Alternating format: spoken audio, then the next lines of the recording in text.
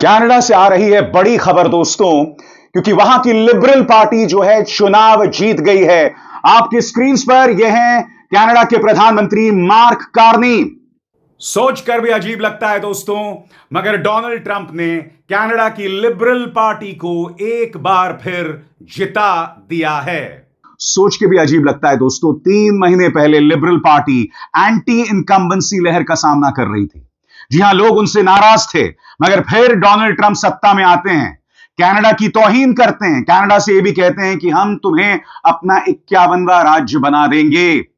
Canada उसके खिलाफ आवाज बुलंद करती है और नतीजा आपके सामने है दोस्तों।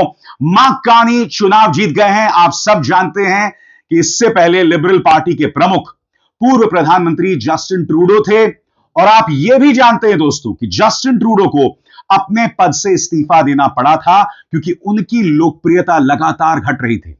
सबसे बड़ी खबर जो भारत की निगाह से एक अच्छी खबर है, आपकी स्क्रीन पर यह शख्स है जगमीत सिंह, वो व्यक्ति जो खालिस्तान का समर्थन करता है, जो भारत के बारे में लगातार भारत विरोधी बयान देता है, वो चुनाव हार गया है। सबसे बड़ी बात, मार्क कार्नी के प्रधानमंत्री बनने का भारत पर क्या असर पड़ने वाला है, और प्रधानमंत्री नरेंद्र मोदी ने आखिर क्यों मार्क कार्नी के प्रधानमंत्री बनने पर उसका स्वागत किया है। सबसे पहले दोस्तों आपके सामने खबर, वो बड़ी खबर जिसने आज दुनिया के तमाम अंतरराष्ट्रीय चैनल्स पर लीड नंबर 1 यानी हेडलाइन नंबर 1 हासिल कर ली है। आपकी स्क्रीन पर वो खबर, कनाडा के पब्लिक ब्रॉडकास्टर सीबीसी न्यूज के मुताबिक देश के आम चुनावों में मार्क कार्नी की लिबरल पार्टी जीत गई है। हालांकि यह प्रोग्राम रिकॉर्ड करने वक्त यह स्पष्ट नहीं था कि पार्टी को अपने दम पर जरूरी 172 सीटों का बहुमत मिला है या नहीं, या उन्हें किसी दूसरी पार्टी से समर्थन लेना पड़ेगा। जीत के बाद अपने भाषण में मार्क कार्नी ने अपने समर्थकों से कहा, राष्ट्रपति ट्रंप हमें तोड़ने की कोशिश कर रहे हैं ताकि अमेरिका हम पर अपना अधिकार जमा सके, ऐसा कभी नहीं होगा। वो आगे कहते हैं, अमेरिका के साथ हमारा पुराना रिश्ता अब खत्म हो चुका है, हम अमेरिकी विश्वासघात के सदमे से उबर चुके हैं, हमें एक दूसरे का ख्याल रखना है। यानी कि एक तरह से कहा जा सकता है कि मार्क कार्नी प्रधानमंत्री बने हैं, लिबरल पार्टी दोबारा सत्ता में आई है राष्ट्रवाद की लहर पर। और यह राष्ट्रवाद की लहर क्यों आई कनाडा में? क्योंकि अमेरिका के राष्ट्रपति, स्वघोषित दुनिया के सबसे ताकतवर शख्स ने कहा कि मुझे कनाडा की तौहीन करना चाहिए। याद कीजिएगा, जैसे ही डोनाल्ड ट्रंप अमेरिका के राष्ट्रपति बनते हैं तो वो क्या कहते हैं कि हम कनाडा को अपना 51वां राज्य बनाएंगे। और बात वहां नहीं रुकती, आपके स्क्रीन पर यह है ट्रंप के सलाहकार इलॉन मस्क, जो कि दुनिया के सबसे धनी आदमी हैं। ये भी लगातार जस्टिन ट्रूडो का, जो कि उस वक्त कनाडा के प्रधानमंत्री थे, उनका अपमान कर रहे थे। ये तमाम चीजें कनाडा देख रहा था और लिबरल पार्टी इसे चुनावों में लगातार भुना रही थी। यह सोच के भी अजीब लगता है दोस्तों कि 3 महीने पहले लिबरल पार्टी का कोई चांस नहीं था। इस बारे में बीबीसी क्या कहता है, आपके स्क्रीन पर। लिबरल पार्टी महज 3 महीनों पहले चुनाव में काफी पीछे चल रही थी, लेकिन अमेरिका से बढ़ती तनातनी के बीच कार्नी ने पार्टी की बागडोर संभाली। इसके बाद पार्टी के प्रचार अभियान में नया मोड़ आया। इस साल की शुरुआत में 9 साल तक कनाडा के प्रधानमंत्री रहे जस्टिन ट्रूडो के पद छोड़ने के बाद मार्क कार्नी लिबरल पार्टी के नेता चुने गए थे और प्रधानमंत्री बने थे। जस्टिन ट्रूडो के कार्यकाल में भारत और कनाडा के रिश्तों में काफी तनाव देखने को मिला था और दोनों देशों ने अपने राजनयिक रिश्ते काफी कम कर दिए। मगर मैं जानता हूं आपके जहन में सवाल होगा कि मार्क कार्नी के प्रधानमंत्री बनने के बाद क्या कनाडा में भारत विरोधी गतिविधियां जारी रहेंगी? तो इसका आसान सा जवाब यह है दोस्तों कि जगमीत सिंह प्रो खालिस्तानी चुनाव हार गया है। मगर उससे पहले आपके लिए जानना बहुत जरूरी है कि ट्रंप फैक्टर इन चुनावों में कितना अहम था। जानिए। बीबीसी संवाददाता एंथनी जर्कर के अनुसार लिबरल पार्टी की जीत में डोनाल्ड ट्रंप की नीतियों का भी हाथ रहा है। उनके मुताबिक ट्रंप ने बार बार कनाडा को उकसाया और उसे अमेरिका का 51वां राज्य बनाने को कहा। इससे कनाडा के मतदाता एकजुट हो गए। कनाडा की राजनीति में लिबरल पार्टी बीते कुछ महीनों से काफी दबाव में थी। कुछ महीनों पहले तक जिस पार्टी को लगभग खत्म हुआ समझा गया था, वो अब चौथी बार सत्ता में आ सकती है। इसी साल जनवरी की शुरुआत में जस्टिन ट्रूडो ने अपनी पार्टी से बढ़ते दबाव के चलते चुनाव से ठीक पहले प्रधानमंत्री पद से इस्तीफा दे दिया था। और जैसे ही मार्क कार्नी देश के प्रधानमंत्री बनते हैं, प्रधानमंत्री नरेंद्र मोदी का भी इस पर त्वरित रिएक्शन आ जाता है। प्रधानमंत्री ने क्या बयान दिया, इस पर गौर किया जाए। प्रधानमंत्री मोदी की प्रतिक्रिया। सोशल मीडिया पर एक बयान में प्रधानमंत्री मोदी ने कहा, भारत और कनाडा को साझा लोकतांत्रिक मूल्य, कानून का सम्मान और लोगों के बीच मजबूत रिश्ते जोड़ते हैं। उन्होंने आगे कहा कि वो कार्नी के साथ मिलकर दोनों देशों की पार्टनरशिप को और मजबूत करने और लोगों के लिए नए मौके खोलने को लेकर उत्साहित हैं। गौर कीजिए प्रधानमंत्री किन शब्दों पर जोर देते हैं आपके स्क्रीन पर। कानून का सम्मान, लोगों के बीच मजबूत रिश्ते और लोकतांत्रिक मूल्य। कानून का सम्मान।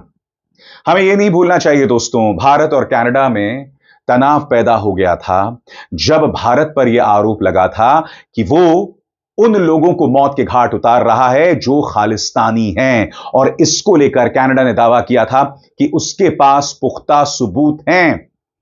फिर यही आरोप अमेरिका ने लगाया था, मगर जब अमेरिका ने आरोप लगाया था तो भारत के तेवर नरम थे। अमेरिका ने आरोप लगाया था कि वो अमेरिकी नागरिकों जो कि प्रो खालिस्तानी हैं, उन्हें मारने की साजिश भारत रच रहा है।